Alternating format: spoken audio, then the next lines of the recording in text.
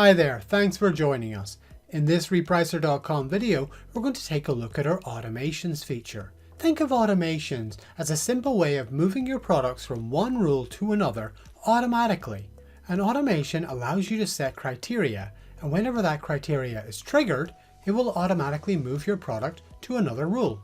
In this specific video, we're going to show you how you can automate your products based on their fulfillment method. In this case, FBA products. In order to get started, we need to go to the automation screen. Click Automations on the left-hand side of your screen. Then we're going to create a new automation. Choose the option right here. The first thing we need to do when creating a new automation is to give it a name. Be as descriptive as possible. Then we need to choose a channel. If you do want to put an automation on more than one channel, you would need to create an automation for each. With our name and channel set, we move on to the Triggers tab where the magic happens. From the trigger list, we choose the Product is FBA. You'll notice that there is also the option for Product is MFN if you'd prefer to use that option.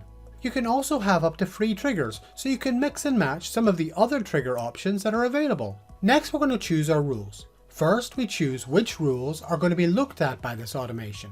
If a product is not in one of the rules selected, it will not automate.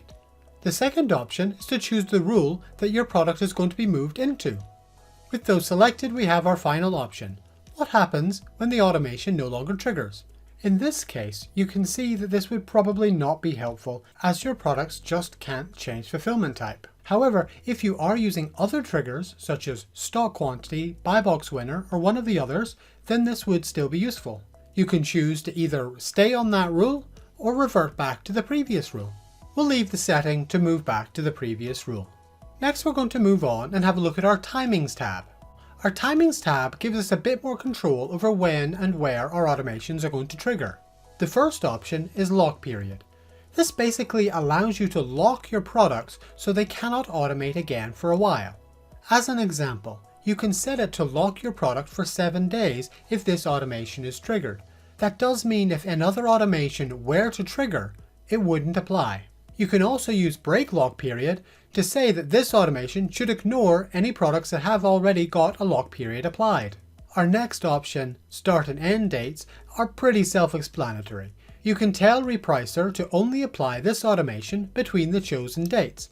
This is perfect if you want to set up an automation to work during a seasonal period. And when you're done, simply review and save your automation. And it's done. Your automation has now been created. Our automations run on a regular basis, so you should see any products that this would apply to automating shortly. And that's just one of the many things you can do with automations. Why not have a look at some of the others we have here on the channel?